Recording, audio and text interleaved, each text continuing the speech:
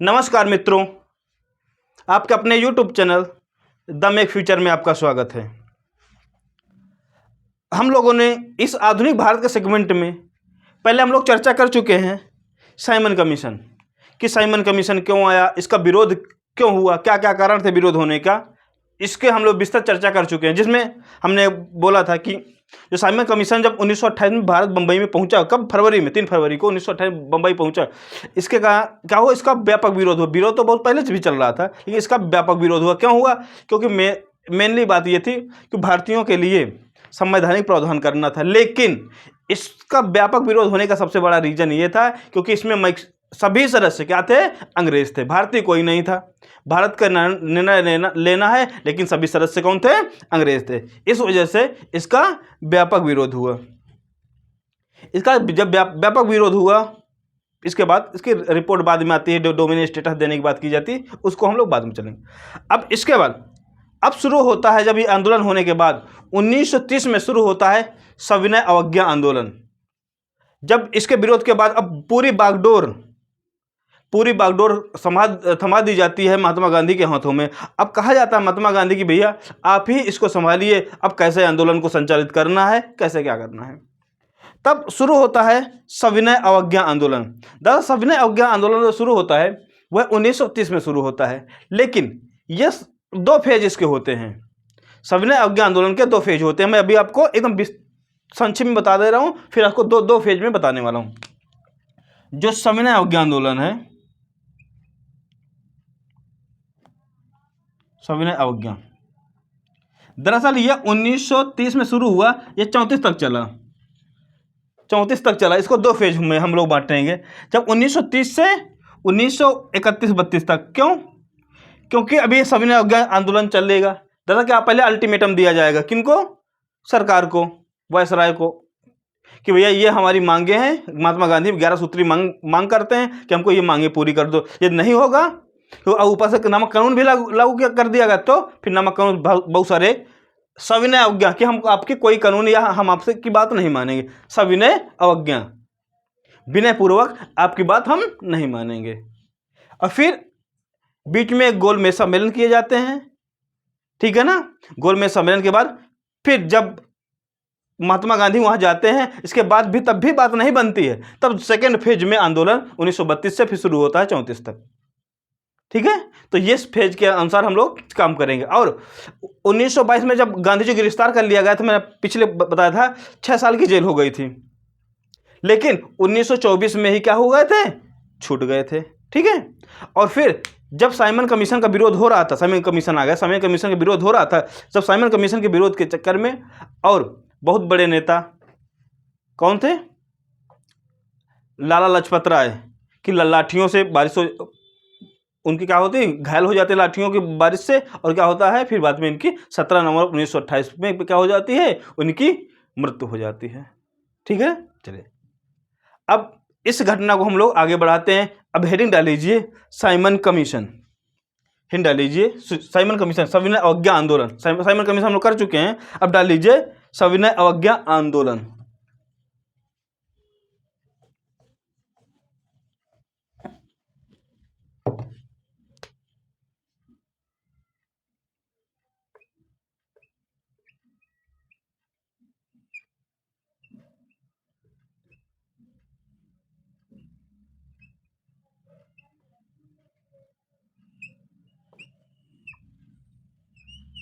चलिए,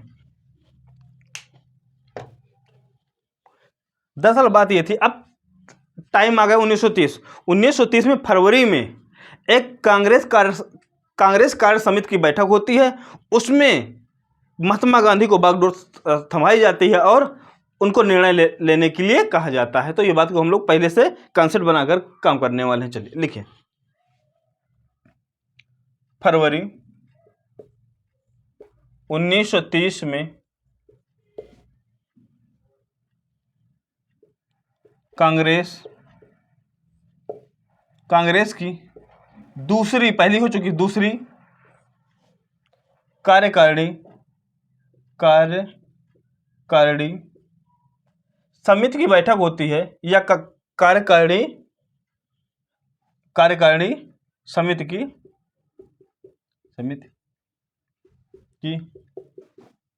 बैठक होती है फरवरी में। अब फरवरी में बैठक हो गई, ठीक है, या फरवरी में बैठक का आयोजन किया जाता है या बैठक होती है। इसके बाद क्या हुआ, फिर महात्मा गांधी को आंदोलन करने की बागडोर सौंप दी जाती है।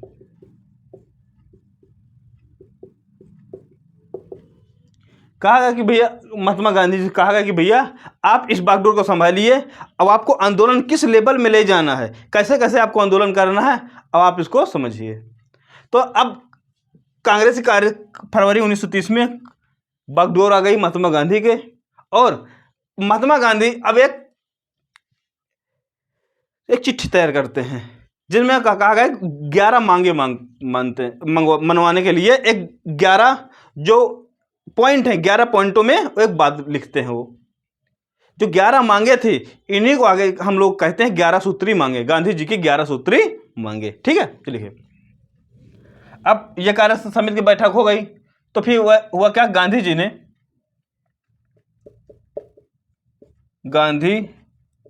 ने इस समय वायसराय कौन है, इस समय वायसराय है लॉर्ड इरविन, याद रखना बात, क्वेश्चन बहुत पूछा जाता है। गांधी जी ने viceroy Lord Irwin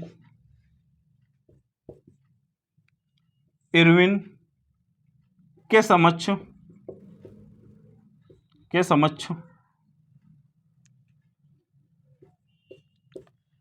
Lord Irwin के समक्ष 11 मांगे रखी, इन्हीं बोलते हैं 11 सूत्री मांगे, 11 सूत्री मांगे, ठीक है। 11 मांगे रखी, जो 11 मांगे थे इन्हीं को हम लोग बोलते हैं 11 सूत्री मांगे, ठीक है। क्या हम रखी, 11 सूत्री मांगे, और इन मांगों में जो प्रमुख मांगे कौन कौन सी थे देख लीजिए। अब 11 सूत्री मांगों में कौन कौन सी मांगे लिख लीजिए, ऐसे 11 सूत्री मांगे, 11 सूत्री मांगे। अब 11 सूत्री मांगों में कौन कौन सी मांगे थी उसको हम लोग डिनोट करते हैं, जो मेन है सब, ठीक है ना। उसमें क्या कहा गया है कि पूर्ण शराबबंदी, सबसे पहले कहा गया कि अब जो शराब बिक रही है इसमें पूर्ण बंदी लगाई जाए, क्योंकि यहाँ पर महिलाओं को बहुत दिक्कत हो रही है, क्योंकि लोग पीकर आ रहे हैं और घर में लड़ाई कर रहे हैं। तो सबसे बड़ी समस्या ये है कि शराब की पूर्णबंदी, शराब की पूर्णबंदी, कि भैया शराब को क्या किया जाए, पूरी तरीके से बंद किया जाए या बैन किया जाए, जैसे बिहार में हो गया, ठीक है ना। चलिए, अब फिर क्या गया, फिर जो सेना व सिविल सेवकों के वेतन में कटौती, क्या जो सेना और सिविल सेवकों के वेतन में कटौती क्या करी, महात्मा गांधी के क्यों कह रहे थे कि वेतन काटते, इनके क्या समस्या थी। मेनली जो सेना में यहाँ भर्ती होते थे और जो सिविल सेवक में भर्ती थे, वेतन कहाँ दिया जाए, अंग्रेज अपने पास से नहीं देते थे, जो भारतीयों से वसूलते थे वही देते थे, और इतना हाई वेतन होता इसलिए टैक्स ज़्यादा वसूल हो जाता था। तो इसलिए कहा इनके वेतन में क्या करिए, कटौती करे, जिससे क्या कुछ पैसा बचेगा तो भारत में इन्वेस्टमेंट होगा, ठीक है ना। ये कहा गया कि जो सेना व सिविल सेवक हैं उनमें क्या किया जाए, जो उनका वेतन है उनमें क्या किया जाए, कटौती की जाए। ये 11 सूत्री मांगों में थे, ठीक। अब फिर दूसरा पॉइंट था जो राजनैतिक कैदियों को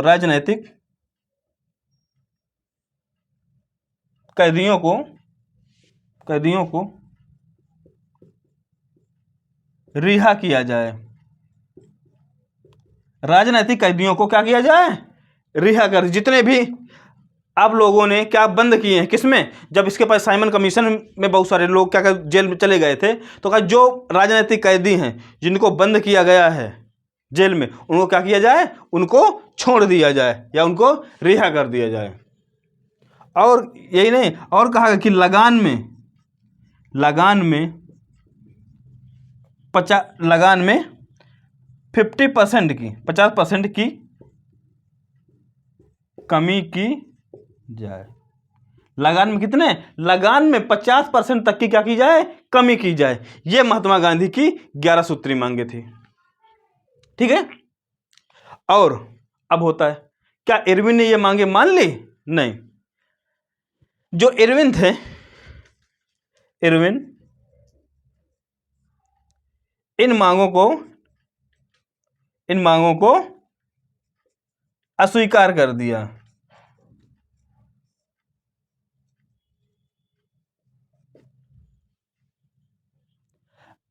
अब जो कौन? लॉर्ड इरविन थे, वायसराय, इन मांगों क्या किया? इन मांगों का उन्होंने क्या किया? अस्वीकार कर दिया। और फिर महात्मा गांधी जब अस्वीकार कर देते हैं, महात्मा गांधी सविनय अवज्ञा आंदोलन की शुरुआत करते हैं। तो ये कुछ पॉइंट लिख लीजिए आप लोग। ठीक है, इतने पॉइंट आप लोग क्या कंप्लीट कर लीजिए। ठीक है, कर लिए होंगे। अब आगे क्या होता? अब सविनय अवज्ञा आंदोलन शुरू कैसे किया जाता है, अब देखते हैं हम लोग।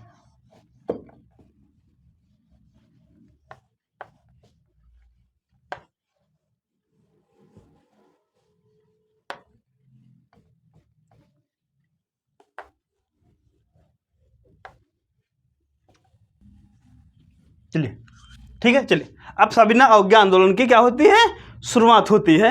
अब शुरुआत कैसे होती है देखते हैं। दरअसल शुरुआत गांधी जी करते हैं दांडी से, तो दांडी साबरमती से दांडी तक यात्रा करते हैं। क्यों? देखिए, उस समय नमक कानून बनाया गया था, उसमें नमक बनाना भारतीयों के लिए क्या अवैध कर दिया गया था कि कोई भारतीय क्या करेगा? नमक नहीं बनाएगा, और नमक में टैक्स लगा दिया गया। तो इसी से विरोध शुरू करते हैं कौन? महात्मा गांधी। चलिए, महात्मा गांधी शुरू करते हैं कहां से, सुनिए।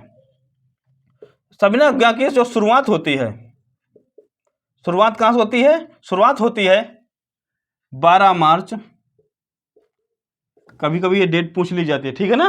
तो ये डेट आपको याद रखना है। 12 मार्च 1930। जगह है गुजरात में, एक जगह है जिसका नाम है साबरमती आश्रम। गुजरात के साबरमती आश्रम से शुरुआत होती है। आप लोग कमेंट में जरूर बताइए कि साबरमती आश्रम की स्थापना गांधी जी ने कब की थी। ये आप लोग कमेंट में बताइए, और मैं बता चुका हूं, यदि आप पढ़े हैं तो कमेंट करके जरूर बताइए। चलिए, 12 मार्च 1930 को साबरमती आश्रम की क्या होती है? सिर्फ वहां से आंदोलन की शुरुआत की जाती है। और गांधी जी साबरमती आश्रम से अपने 78 अनुयायी लेकर, 78 अनुयायी, मतलब उनको मानने वाले 78 लोग, इनके महात्मा गांधी क्या चलते हैं? साथ चलते हैं। लगभग कभी 241 मील ऐसे लिखा रहता है, ठीक है?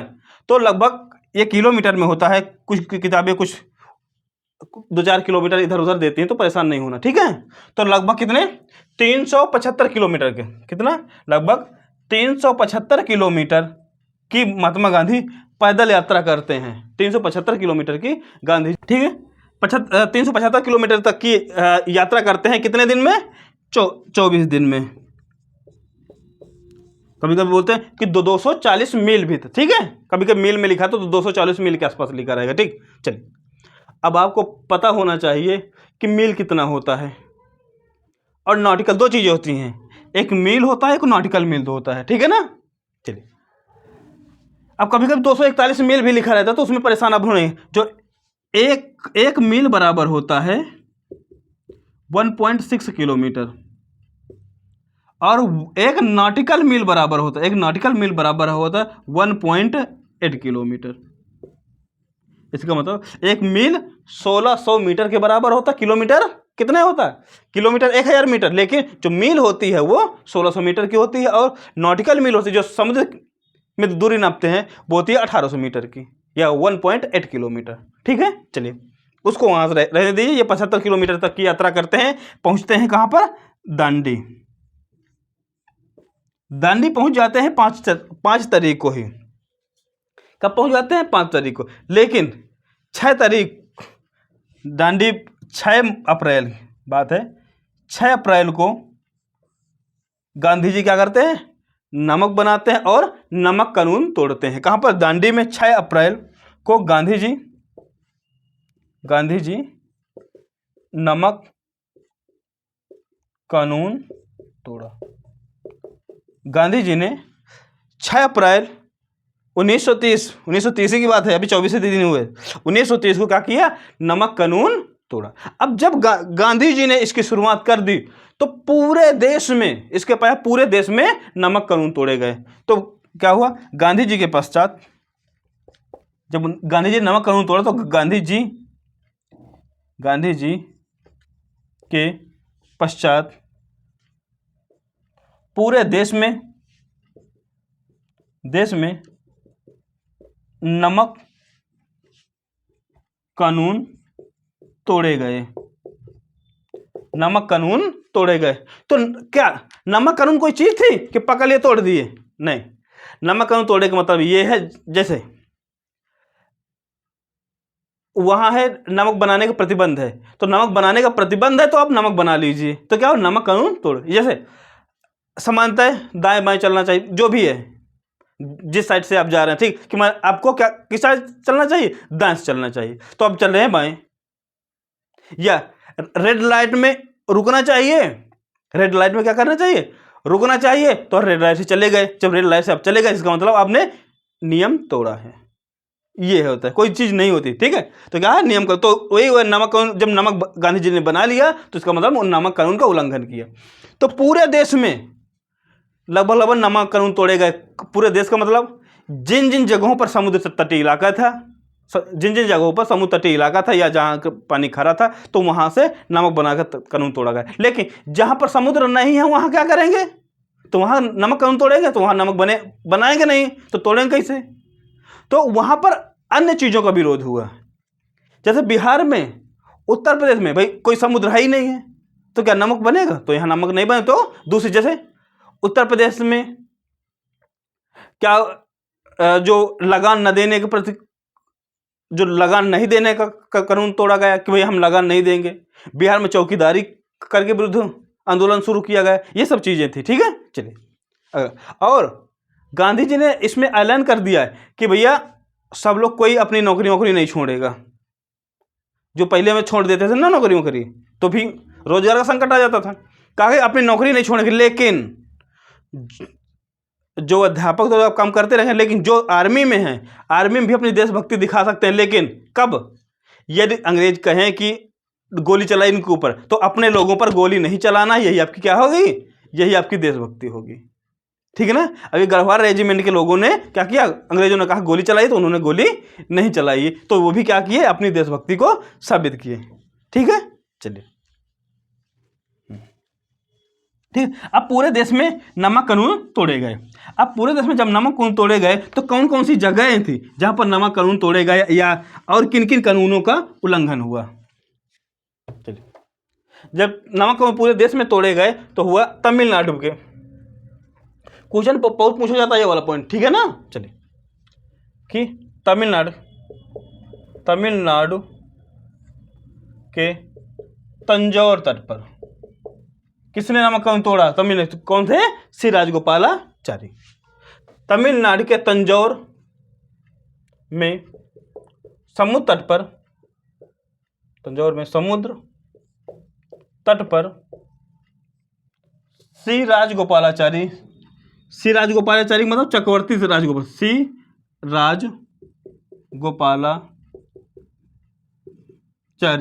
श्री राजगोपालाचारी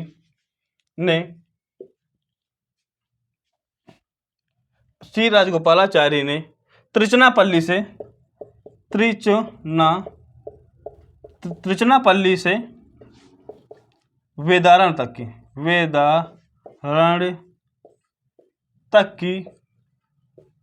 नमक यात्रा की। त्रिचनापल्ली से कहाँ तक की? त्रिचनापल्ली से वेदारण तक की नमक की यात्रा की। और फिर तंजौर में क्या किया उन्होंने? तमिलनाडु का भी ये तट, समुद्र तट पड़ता है वेदारण के पास। क्या हुआ? उसी तंजौर के तट में क्या हुआ? श्री राजगोपालाचारी ने क्या किया? नमक कानून तोड़ा। ठीक है। क्वेश्चन ये कहाँ तक की यात्रा की, ये पूछ सकता है। और किस तट पर नमक कानून तोड़ा, तो कहाँ पर तोड़ा, तंजौर में। किस राज्य में थे, वो थे तमिलनाडु में। चारों तरफ से आपसे क्वेश्चन बना सकता है। तो आप लोग जितने पॉइंट बनने थे मैंने आपको बता दिया। अगला पॉइंट, अब तो यहाँ पर तमिलनाडु में तो सिराज गोपालाचारी तमिलनाडु के तंजौर तट पे तोड़ लिया। और इसके बाद और भी दक्षिण भारत की जो जगह थी, जैसे मालाबार तट पर, मालाबार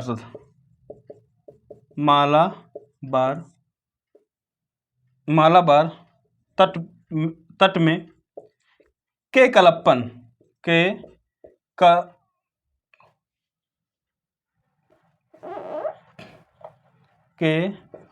कलप्पन, या कलप्पन भी लिखते हैं, कलप्पन भी लिखते हैं। कलप्पन ने कालीकट से पेन्नार तक की नमक यात्रा की। क्वेश्चन आपसे डायरेक्ट पूछ सकता है कि के कलप्पन ने या मालाबार तट पर किसने नमक कानून का उल्लंघन किया, तो के कलप्पन थे। या के कलप्पन ने किस तट पर नमक कानून तोड़ा, मालाबार तट। इन्होंने कहाँ से कहाँ तक की यात्रा की, ये की कालीकट से पेन्नार तक की यात्रा की। ठीक है ना, ये है अगला पॉइंट। ठीक है, अब क्या हुआ, जो और जो सत्याग्रही थे सब अपनी अपनी जगह पर जाने लगे। फिर जो सत्याग्रहियों का एक जो दल था, इन्हें कहा जो असम वाले इलाके में ये लोग गए। सत्याग्रहियों का एक दल ने, सत्याग्रहियों के एक दल ने असम के सिलहट से बंगाल के नोआखली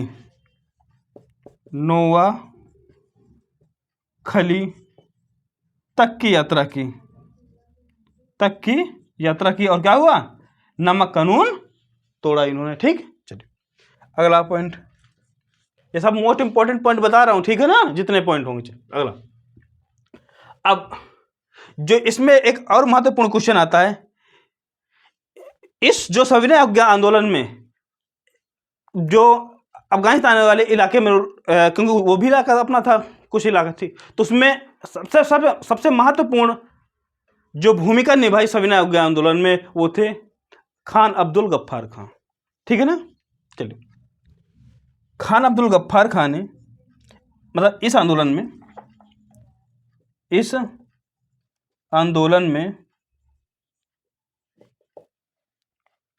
खान अब्दुल गफ्फार खान ने भी महत्वपूर्ण भूमिका निभाई।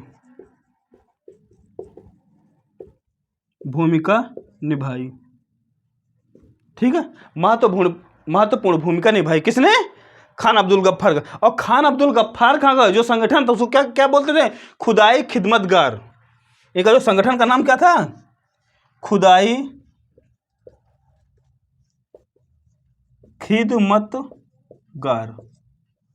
खिदमतगार ने इस आंदोलन में क्या महत्वपूर्ण भूमिका निभाई, क्योंकि उसके जो कर्ता धर्ता कौन थे, खान अब्दुल गफ्फार। और खान अब्दुल गफ्फार या खुदाई खिदमतगार के जो लोग थे, उनको बोलते थे लाल कुर्ती आंदोलन। इनको लाल कुर्ती आंदोलन भी बोलते, ठीक है, क्या बोलते थे, लाल कुर्ती।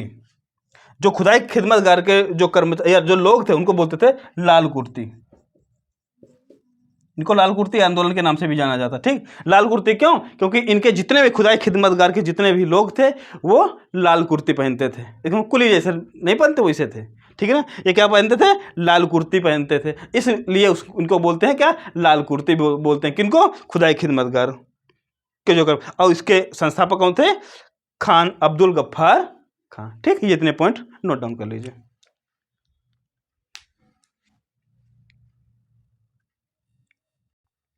ठीक, लिख लिए।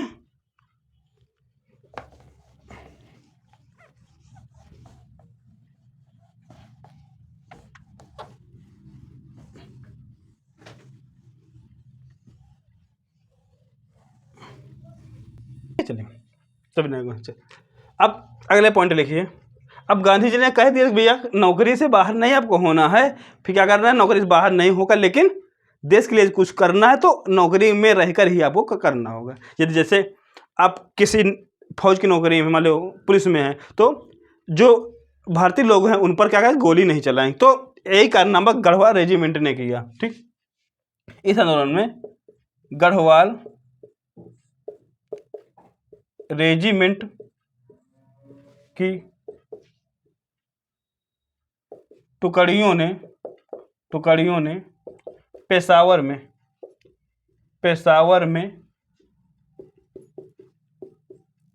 निहत्थी भीड़ पर गोली चलाने से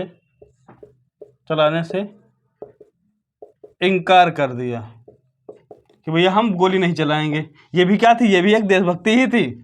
ठीक है ना, महात्मा गांधी बोल दिए थे कि ऐसा आपको कर सकते हैं देशभक्ति के लिए, आपको नौकरी छोड़ने की जरूरत नहीं।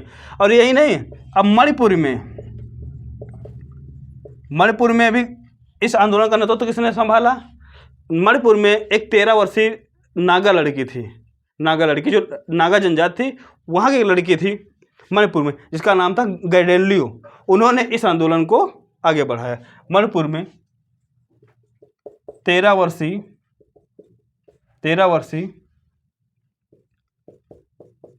नागा किशोरी गोडेनलियू ने यह आंदोलन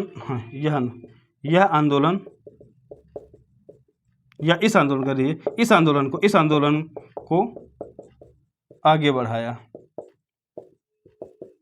कभी कभी क्वेश्चन पूछ लेता है कि पूर्वोत्तर में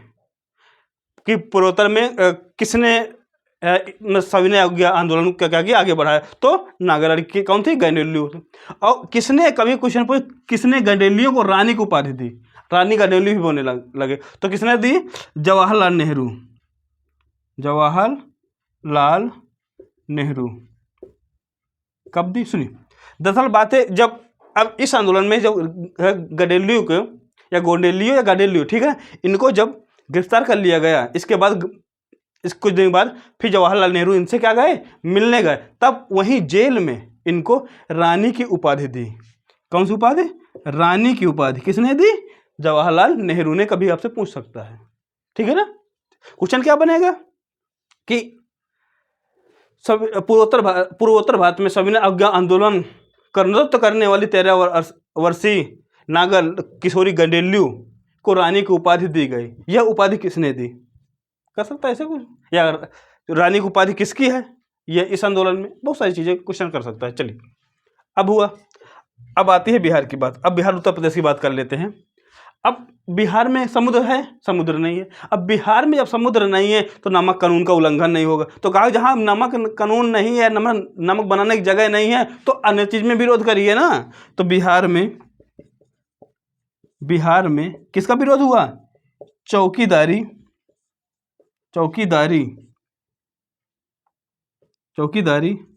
कर न देने का विरोध हुआ।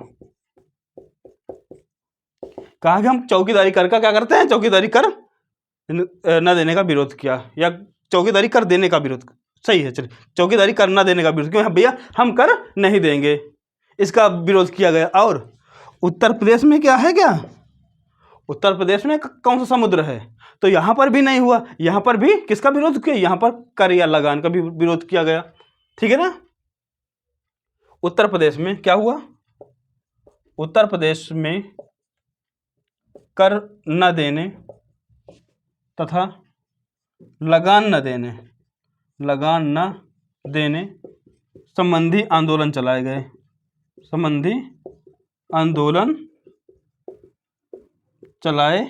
गए, ठीक है। और फिर और स्टेट थे, वहां पर क्या क्या हुआ, जैसे महाराष्ट्र, कर्नाटका, ठीक है, महाराष्ट्र,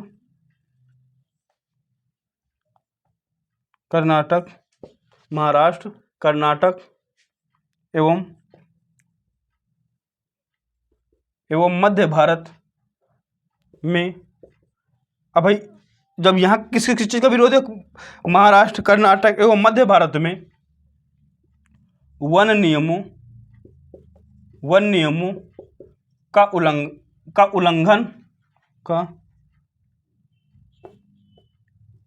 उल्लंघन किया गया कि भैया जहाँ पर, और नहीं मध्य भारत में भी नहीं है, तो जैसे मध्य प्रदेश हो, मध्य भारत में मध्य प्रदेश हो, कर्नाटक हो, महाराष्ट्र वाले कुछ इलाके थे, वहाँ पर किस चीज़ का विरोध किया गया, वहाँ पर भैया अब जो वन कानून थे कि हाँ लकड़ी नहीं लेना, ये नहीं लेना, तो वो उसका भी विरोध किया गया, ठीक है ना। और इसी आंदोलन में क्वेश्चन पूछा जाता है कि लड़कों की बानर सेना और लड़कियों की मंजरी सेना किस आंदोलन में शुरू की गई, वो था सविनय अवज्ञा आंदोलन में। तो इस आंदोलन में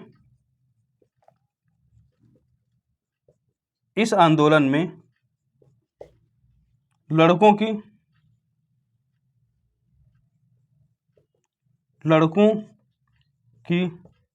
वानर सेना एवं लड़कियों की मंजरी सेना का गठन किया गया। लड़कों की बानर सेना एवं लड़कियों की मंजरी सेना का क्या किया गया, इसमें गठन किया गया। और इसी आंदोलन में फिर मई 1930 में ही गांधी जी को क्या कर लिया जाता है, गिरफ्तार कर लिया जाता है और उनको भेज दिया जाता है यरवदा जेल। कहाँ भेज दिया जाता है, यरवदा जेल भेज दिया जाता है। और जब ये आंदोलन बहुत, गांधी जी के जाने के बाद ये आंदोलन बहुत विकट में चढ़ने लगा, बहुत विकट होने लगा, तो फिर M.R. जयकर बहुत सारे लोगों से मिले। कौन? इरविन कहा कि अब समझौता कर लेते हैं थोड़ा से, क्योंकि अब कोशिश की जा रही थी कि उस समय जो ब्रिटेन था, ब्रिटेन में गोलमेज सम्मेलन भी करवाना था। ब्रिटेन में क्या, गोलमेज सम्मेलन भी करवाना था। और वहाँ भी जो पार्टी थी, कम्युनिस्ट पार्टी थी, अब कुछ दिन के बाद चुनाव भी होने था। तो इस कारण से, और सेकेंड वर्ल्ड वार अभी शुरू होने वाला है, अभी शुरू 1930 की बात है ना, इसके बाद वर्ल्ड वार भी शुरू होगा, उसमें हम लोग बाद में बात करेंगे। चलिए, अब फिर गांधी जी को जब गिरफ्तार कर लिया जाता है, फिर उनको क्या कहते, जेल भेज दिया जाता। फिर जवाहरलाल नेहरू, मोतीलाल नेहरू फिर महात्मा गांधी से मिलने जाते हैं। फिर इसके बाद गांधी जी को बिना किसी शर्त के रिहा कर दिया जाता है। इसके बाद गांधी इरविन समझौता होता है। इरविन समझौते में कौन कौन सी बातें थी, किस गोलमेज इस समय गोलमेज सम्मेलन चल रहे हैं, किस गोलमेज सम्मेलन में महात्मा गांधी ने भाग लिया, किस जहाज से गए, इसकी जो पूरी जानकारी होगी हम अगले क्लास में करने वाले हैं। तब तक के लिए नमस्कार, धन्यवाद। यदि अभी भी आप लोगों ने इस चैनल सब्सक्राइब नहीं किया तो कृपया करके चैनल सब्सक्राइब करें, लाइक करें और शेयर करें। जो नमस्कार।